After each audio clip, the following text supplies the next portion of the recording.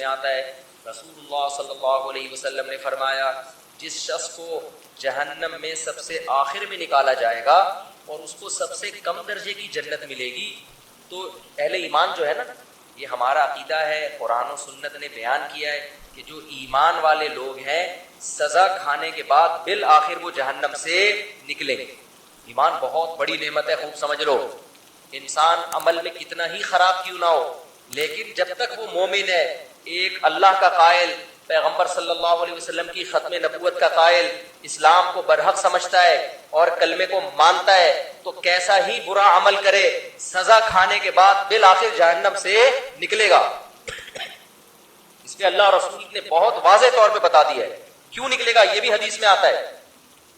حدیث میں آتا ہے کہ جب گناہگار مسلمان جنہوں نے زنا کیا، نمازیں چھوڑی، شرابیں پی، جب جہنم میں جلیں گے نا طویل عرصے تک، تو کافر ان سے کہے گا کہ تمہارے ایمان نے، تمہارے مسلمان ہونے نے تمہیں کوئی فائدہ نہیں پہنچایا، تم تو ہماری طرح ہی، ہم بھی جل رہے ہیں تم بھی جل رہے ہو، ہم تو غیر مسلم تھے تم مسلم ہو، تو تمہارے مسلم ہونے کا شناختی کارڈ میں بس تم نے مسلمان لکھوا لیا تھا، تو فائدہ کیا ہوا، تم بھی وہی ہم بھی وہی، تو تم خدا کو مانتے تھے، اس سے تمہیں ملا کیا؟ نبی صلی اللہ علیہ وسلم نے فرمایا جب کافر مسلمان کو یہ طعنہ دے گا اللہ کو غیرت آئے گی، غضب آئے گا، اور اللہ کہے گا یہ کیسے ہو سکتا ہے کہ جو مجھے مانتے تھے، جو میرے حبیب صلی اللہ علیہ وسلم پر اور پیغمبروں پر ایمان رکھتے تھے، جو موسیٰ کو اللہ کا نبی مانتے، عیسیٰ کو اللہ کا نبی مانتے، ابراہیم کو اللہ کا خلیل مانتے، آدم کو اللہ کا نبی مانتے، محمد صلی اللہ علیہ وسلم کو اللہ کا نبی مانتے، قرآن کو میرا کلام مانتے، جو مانتے تھے نماز پڑھنی چاہیے پڑھتے نہیں تھے، جو مانتے تھے شراب نہیں پینی چاہیے پی رہے تھے لیکن مانتے تھے پینی نہیں چاہیے، اس کو اچھا نہیں قرار دیتے تھے۔ ایمان کسے کہتے ہیں؟ برائی کو برائی سمجھو آپ۔ جو مانتے تھے بھائی نشہ نہیں کرنا چاہیے، کرتے تھے، گنہگار سمجھتے تھے اپنے آپ کو، جو بدنظری کرتے تھے لیکن وہ مانتے تھے کہ یہ اچھا کام نہیں ہے۔ کافر کسے کہتے ہیں پتہ ہے؟ برائی کرتا ہے اور کہتا ہے اس میں حرج کیا ہے، اس کو کافر کہتے ہیں۔ شراب پیتا ہے، بولتا ہے بھائی میں پیتا ہوں، تیرے کو کیا تکلیف ہے؟ پیتا ہوں تو کیا ہے، کیا خرابی ہے؟ یہ تو مولویوں نے بولا ہے کہ نہیں پیو نہیں پیو، اسے کیا کہتے ہیں؟ یہ مسلمان ہے کافر ہے؟ بول لو نا یار کیا ہو گیا یار۔ گناہ کو حلال سمجھ کے کرنا، گناہ کو برا سمجھ کے نہ کرنا، یہ عمل کیا کہلاتا ہے؟ کفر۔ ماں باپ کو اولڈ ہاؤس میں جمع کرا دیا، جیسے ہوتا ہے باہر ملکوں میں، بوڑھا ہو گیا، ابا چل بھائی تو ایدی سینٹر میں جا یار، ان سے بولو یار یہ غلط ہے نہیں کرو، تو کہہ رہے کیا ہے اس میں یار، وہاں زیادہ اچھی کیئر ہو رہی ہے اس میں کیا ہے؟ باپ سے بدتمیزی سے بات کر رہا ہے، اسے بولو بھائی، آج کسی کو بولو کہہ رہے کیا ہے میرا باپ ہے تجھے کیا تکلیف ہے؟ اس کا مطلب یہ برائی کو کیا کر رہا ہے؟ اچھا سمجھ کے کر رہا ہے۔ اور ایک وہ ہوتا ہے کہ اس کو کافر کہتے ہیں، ایک وہ ہوتا ہے جب آپ ہندوؤں میں بیان کرو کہ گرل فرینڈ مت بناؤ، کہنے کیوں نہیں بنایا بھائی، کیا ہے گرل فرینڈ میں کیا خرابی ہے؟ تو برائی کو وہ کیا سمجھ رہے ہیں؟ اس کو برائی نہیں سمجھتے۔ مسلمان نے گرل فرینڈ رکھی ہوئی ہے، اس کو بولیں گے بھائی یہ حرام ہے، تو اس کو تھوڑا سا ندامت کا احساس ہوگا، یار کام میں کیا کر رہا ہوں غلط۔ نکاح پیغمبروں کی سنت ہے، گرل فرینڈ رکھنا یہ کافروں کی سنت ہے، زنا کرنا یہ گندا عمل ہے، یہ پاکیزہ عمل نہیں ہے۔ نبی صلی اللہ علیہ وسلم نے معراج کی رات میں کچھ لوگوں کو دیکھا، ننگے مرد اور ننگی عورتیں آگ میں جل رہے ہیں اور شعلے اوپر جاتے ہیں تو وہ ننگے جسموں کے ساتھ اوپر جاتے ہیں۔ آپ نے جبریل سے پوچھا یہ کون لوگ ہیں؟ جبریل نے کہا یہ آپ کی امت کے زنا کرنے والے مرد اور زنا کرنے والی عورتیں، دونوں کو برہنہ کر کے اللہ نے ایک ساتھ آگ میں پھینک دیا ہے۔ جس عورت کے ساتھ زنا کیا اس عورت کو بھی اسی آگ میں برہنہ کر کے، اور جس نے زنا کیا اس کو بھی اللہ اسی آگ میں ڈالے گا زنا جس نے زنا کیا۔ سمجھ رہے ہو کہ نہیں سمجھ رہے؟ تو مسلمان گناہ کرتا ہے لیکن اس کو ندامت کہ غلط کر رہا ہوں میں، تو اس گناہ کی سزا ہی اس کو ملے گی، لیکن اگر توبہ نہ کی، اس نے توبہ کر لی تو اللہ معاف کرنے والا ہے۔ توبہ کیے بغیر، سچی توبہ کیے بغیر اگر چلا گیا دنیا سے تو قرآن نے جو اصول اور ضابطہ بیان کیا اس کو سزا ملے گی۔ اب یہ بھی اسی آگ میں جلے گا، کافر بھی جلے گا۔ تو حدیث میں آتا ہے کافر ایک دن اس کو طعنہ دے گا اور کہے گا کہ تمہیں تمہارے ایمان نے کوئی فائدہ نہیں پہنچایا، تم اللہ کو مانتے تھے، ہم پتھروں کے بنے ہوئے بتوں کو مانتے تھے، تو کیا فائدہ ہوا؟ تم بھی ہماری طرف جل رہے ہو اور ہم بھی تمہاری طرح۔ اللہ کو غضب آئے گا، اللہ کو غیرت آئے گی کہ میرے ماننے والے جو برائی کو برائی سمجھا کرتے تھے اور مجھ سے توبہ استغفار کیا کرتے تھے، ان کو میں کیسے ان لوگوں کے برابر چھوڑ دوں جو میرا انکار کیا کرتے تھے۔ حدیث میں آتا ہے اللہ تعالیٰ فرشتوں سے کہیں گے کہ جس نے زندگی میں کبھی کوئی نیکی کی ہو اس کو جہنم سے نکال دو۔ بہت بڑی تعداد جہنم سے نکلے گی. پھر اللہ کہیں گے اب ایسا کرو, سفارشیں شروع ہوں گی, سفارشیں. پیغمبر صلی اللہ علیہ وسلم شفاعت کریں گے, اللہ نبی صلی اللہ علیہ وسلم کی شفاعت کی برکت سے بہت سارے مسلمانوں کو جہنم سے نکالیں گے. پھر رشتہ دار سفارش کریں گے, آپ کا کوئی بیٹا عالم ہو, حافظ ہو, شہید ہے, کوئی آپ کا دوست ہے, جیسے دنیا میں یاد کرتے ہیں نا, نادرا کی لائن میں لگے ہوئے, اندر کوئی تعلق والا نظر آ گیا, آنکھ ماری یار, وہ آ جاتا ہے, وہ بھی آنکھ مارتا ہے. ہمارے ایک دوست تھے اتنے چھوٹے سے نا, وہ پاسپورٹ کی لائن میں کھڑے ہوئے تھے. ہم نے ان سے پوچھا یار کوئی آپ کے ساتھ دلچسپ واقعہ ہوا ہو؟ ان کا قد بیچاروں کا بہت چھوٹا, پاسپورٹ کی لائن میں کھڑے ہوئے تھے. ہم نے کہا کوئی واقعہ کہہ رہے ہیں, میں پاسپورٹ کی لائن میں کھڑا ہوا, مجھے بلا ہی نہیں رہا. تو میں نے کہا یار اتنے لوگ مجھ سے پہلے چلے گئے, مجھے تو بلا, کہہ رہے بھائی تو کھڑا ہوگا تو تجھے بلاؤں گا نا, تو بیٹھا ہوا کیوں ہے؟ سمجھ آئی؟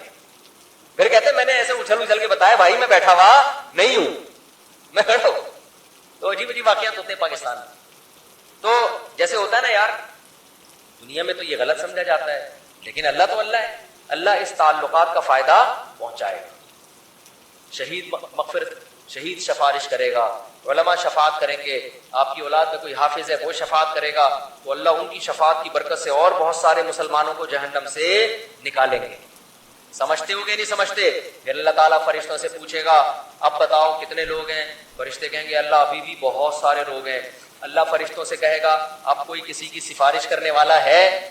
فرشتے کہیں گے اللہ کوئی سفارش کرنے والا نہیں. سب کے جتنے ریلیٹو تھے سب نے نکال لی. اب یہ وہ لوگ پڑے ہوئے جن کا کوئی ریلیٹو بھی انسان کا بچہ, اپنے الفاظ میں کہہ رہا ہوں میں, کوئی حافظ عالم کوئی بزرگ کوئی ہے ہی نہیں, سارے وہی جو برے ماحول میں سب دائیں بائیں برے لوگ ہی تھے. تو اللہ جواب میں کیا کہیں گے, هل يبقى الا الرحمن, کہ رحمان تو باقی ہے نا. جب پیغمبر کو اپنی امت پہ ترس آ سکتا ہے, دوستوں کو دوستوں پہ ترس آ سکتا ہے, اولاد کو ماں باپ پہ, ماں باپ کو اولاد پہ, شوہر کو بیوی پہ, بیوی کو شوہر پہ ترس آ سکتا ہے, اور مجھ سے سفارش کر کے نکلوا رہے ہیں, تو میرا بھی تو اپنی بندوں سے خالق اور مخلوق کا تعلق ہے, تو میں بھی تو نکالوں گا نا. تو اب کوئی سفارش کرنے والا نہیں ہے. تو من کان فی قلبہ مثقال حبۃ من خردل من ایمان, جس کے دل میں رائی کے دانے کے برابر بھی ایمان ہے, اللہ فرشتوں سے کہیں گے اس کو بھی نکال کے لے آؤ, اس کو بھی نکال کے. ایمان کا مطلب پہلے سمجھ گئے؟ جو گناہ کرتا ہے اور فخر کرتا ہے وہ ایمان والا نہیں ہے, وہ ایمان والا نہیں ہے اللہ کی نظر, وہ تو کافر ہے. تو حدیث میں آتا ہے, بہت اہم حدیث ہے, خوب غور سے سنیں. اللہ ایک ایک وہ جو ہے نا فرشتہ پھر نکالنا شروع کرے گا, یہاں تک کہ جو سب سے آخر میں جہنم سے نکلے گا وہ سب سے بدبخت ترین انسان ہوگا کہ نہیں ہوگا؟ سب سے زیادہ اس کے اعمال کالے تھے, صرف ایک ایمان کی دولت لے کر گیا وہ. تو نبی صلی اللہ علیہ وسلم نے فرمایا کہ جب اللہ تعالیٰ اس کو نکالیں گے, اس حدیث کے راوی ہے عبداللہ ابن مسعود رضی اللہ تعالیٰ عنہ. حضرت عبداللہ بن مسعود کا حلقہ کوفہ میں لگا ہوا ہے, شاگرد بیٹھے ہوئے, حضرت عبداللہ بن مسعود ان کو یہ حدیث سنا رہے ہیں کہ اللہ تعالیٰ جب اس آخری فرد کو نکالیں گے نا, سب سے لاسٹ میں نکلے گا وہ, پتہ نہیں کیا ہوگا وہ, آپ خود سوچو, سب سے آخر میں نکلے گا وہ, تو وہ کہے گا کہ میرا رخ اس جہنم سے پھیر دیا جائے, اس سے نفرت ہوگی آگ سے, اللہ اس کا رخ پھیرے گا. پھر اللہ اس سے کہیں گے بتا تو کیا چاہتا ہے, بتا تو کیا چاہتا ہے. حدیث میں آتا ہے کہ جس طرف رخ کرے گا نا اس طرف جنت ہوگی. تو وہ اللہ سے کہے گا کہ اے اللہ, یہ جو اتنی خوشنما جنت جس کے بارے میں قرآن کہتا ہے ما لا عین رأت ولا اذن سمعت ولا خطر علی قلب بشر, ایسی نعمتیں میں نے اپنے بندوں کے لیے تیار کر کے رکھی ہیں جو نہ کسی آنکھ نے دیکھی, نہ ان کی حقیقت کسی کان نے سنی, نہ ان کا تصور کبھی کسی دل میں گزرا ہے. آپ عیاشی کا تصور کرو نا, آپ کا تصور جہاں جا کے ختم ہوگا نا, جنت اس سے بھی اوپر کی چیز ہے. حدیث میں آتا ہے عبداللہ بن مسعود رضی اللہ تعالیٰ عنہ فرماتے ہیں کہ جو سب سے آخر میں جہنم سے نکلے گا, اللہ اس سے پوچھیں گے بتا کیا چاہتا ہے. وہ کہے گا اے اللہ یہ جو جنت کی ہوائیں آ رہی ہیں بس اس کے قریب تھوڑا سا مجھے لے جا, مجھے تیرے جلال کی قسم اس کے علاوہ تجھ سے میں کچھ بھی نہیں مانگا.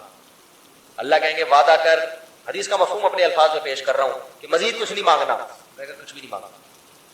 اس کو اتنی حسین جنت نظر آئے گی نا, کہ بس اس کے قریب بھی پہنچ جائے نا, وہ بہت ہے میرے لیے.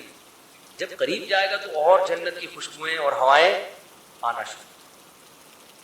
تھوڑی دیر میں برداشت سے باہر ہو جائے گا معاملہ. پھر وہ اللہ سے کہے گا اے اللہ یہ جو دروازہ ہے نا جنت کا بس یہاں تک پہنچا دے. اللہ کہے گا تو نے مجھ سے وعدہ کیا تھا مزید کچھ نہیں مانگوں گا. کہے گا اللہ میں نے وعدہ تو کیا تھا بس یہ میرا سچی مچی کا وعدہ ہے یہاں تک پہنچا دے اس کے بعد میں تجھ سے کچھ بھی نہیں. غالباً حدیث میں آتا ہے ایک درخت اللہ جنت کا لگائیں گے باہر, درخت ہوگا جنت کا, کہے گا اس درخت میں پہنچا دے, اتنا حسین خوبصورت درخت ہوگا وہ.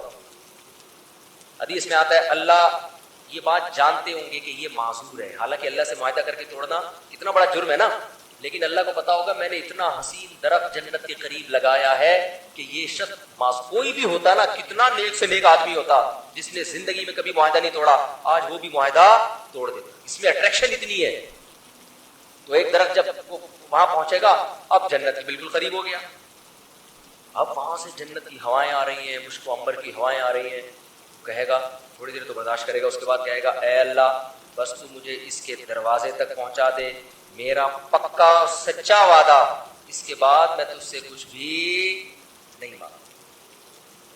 اللہ کہیں گے تو نے تو وعدہ کیا تھا مجھ سے. وہ کہے گا مجھے اچھی طرح یاد ہے میں نے وعدہ کیا تھا.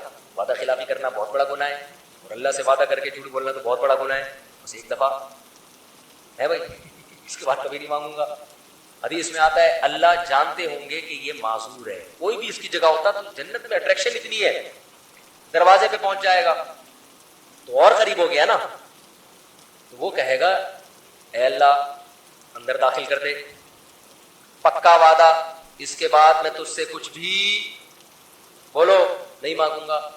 اللہ کہے گا تو نے وعدہ کیا تھا, کہے گا وعدہ کیا تھا, اب میں بالکل سچی مچی کا وعدہ کر رہا ہوں, بالکل پکا ڈھکا وعدہ کر رہا ہوں, اس کے بعد کچھ نہیں مانگوں گا. حدیث کا آخر میں الفاظ یہ ہیں کہ جب اللہ اس کو جنت میں داخل کر دے گا نا تو جب اندر جا کے دیکھے گا او بھائی ایسے دودھ کی نہریں, شراب کی نہریں, حورے, کراچی کے لونڈے لپاڑوں کو تو ایک حوری دکھا دو نا کافی ہے ان کے لیے. اور یہ تم گٹکے کھا رہے ہو نا, حور تو دور کی بات, دنیا کی عورتوں کے قابل نہیں بچو گے تم. بیڑا غرق کر دیتا ہے گٹکا. ہمارے ایک دوست بہت سگریٹ پیتے تھے, شادی نہیں کرتے تھے. میں نے کہا یار اب شادی کیوں نہیں کرے گا, دھواں نکلے گا اور کچھ بھی نہیں بچا دے گا. وہ بالکل نا ہڈیوں کا ڈھانچہ بن گئے, یار دھواں ہی رہ گئے, یہ گٹکے ہی نہ ہو, تھوڑا صحت بناؤ یار, سمجھ رہے ہو, صحت بناؤ. تو اس گٹکے کے ساتھ حور ملے گی بھی کیسے تمہیں, حور خود کو انکار کر دے گی اللہ اس کے نیک عمل کی وجہ سے میں اس کو مل رہی ہوں, میں نے کون سا گناہ کیا تھا تو مجھے اس کے حوالے کر رہا ہے, کیا خیال ہے. تو پہلے گٹکے والوں کو تیزاب سے کلیاں کروائی جائیں گی اور تیزاب جنت میں نہیں ہوگا. تیزاب کے لیے جہنم میں نہ جانا پڑے کہیں, خدا نخواستہ. چھوڑ دو یہ منہ کے کینسر سے کتنے لوگ میں نے مرتے ہوئے اپنی آنکھوں سے دیکھے ہیں جوانی میں. تو خیر تو حدیث میں آتا ہے جب وہ جنت کے اندر جائے گا نا, اتنی حسین جنت, اتنی خوبصورت جنت کہ وہ اللہ سے کہے گا کہ اللہ تو اللہ ہو کے میرے ساتھ مذاق کر رہا ہے. یعنی اس کو تصور ہی نہیں ہوگا نا کہ اللہ مجھے اتنی خوبصورت جنت میں داخل کر سکتا ہے. یہ تو ممکن ہی نہیں ہے کہ یار اتنے میں کہاں اور یہ اتنی خوبصورت جنت عیش و عشرت والی کہاں. عبداللہ بن مسعود رضی اللہ تعالی عنہ, انہوں نے جب یہ حدیث سنائی تو یہ حدیث سنا کے مسکرانے لگے. صحابہ کیسے نبی سے محبت کرتے تھے یار. یعنی نبی صلی اللہ علیہ وسلم نے حدیثیں سناتے وقت جو انداز تھا نا, صحابہ کوشش کرتے تھے پیغمبر کا قول سناتے ہوئے ہمارا انداز بھی وہی ہو جائے. عبداللہ بن مسعود یہ حدیث سنا کر مسکرائے اور اپنے شاگردوں سے پوچھا, پوچھتے نہیں ہو کہ میں مسکرا کیوں رہا ہوں. شاگردوں نے کہا بتائیے آپ کیوں مسکرا رہے ہیں. انہوں نے کہا کہ نبی صلی اللہ علیہ وسلم نے جب یہ بات ہمیں سنائی کہ وہ شخص اللہ سے کہے گا اے اللہ تو اللہ ہو کے مجھ سے مذاق کر رہا ہے بھائی. تو جب یہ بات نبی نے سنائی تھی تو نبی بھی مسکرائے تھے, اور مسکرانے کے بعد نبی نے ہم سے پوچھا تھا کہ پوچھتے نہیں ہو میں مسکراتا کیوں. ہم نے پوچھا تھا کہ یا رسول اللہ آپ بتائیے کہ آپ کیوں مسکرا رہے ہیں. تو نبی صلی اللہ علیہ وسلم نے فرمایا کہ جب بندہ اللہ سے یہ کہے گا نا اللہ تو اللہ ہو کے میرے سے مذاق کر رہا ہے, تو اللہ بھی بندے کی یہ بات سن کے مسکرائے گا. سمجھ رہے ہو, اللہ اس پہ گستاخی کا فتویٰ نہیں لگائے گا. گستاخ اللہ کو پتہ ہے اس کے اندر کی حالت کیا ہے. اندر کی حالت کیا ہے. پھر اللہ اس سے کہیں گے یہ ایک ہے اس جیسی 10 گنا بڑی جنت میں نے تجھے دی ہے. تو بھائی وہ اللہ ہے, وہ انسان نہیں ہے, اس کے خزانے بھی بہت اور اس کے دونوں ہاتھ بھی کھلے ہوئے ہیں. تو اللہ کہتا ہے قل اعنبئکم بخیر من ذالکم, جن دنیا کی نعمتوں کے پیچھے تم بھاگ رہے ہو نا, اس سے بڑی نعمتیں ہم تمہیں بتاتے ہیں. وہ کیا ہے؟ وہ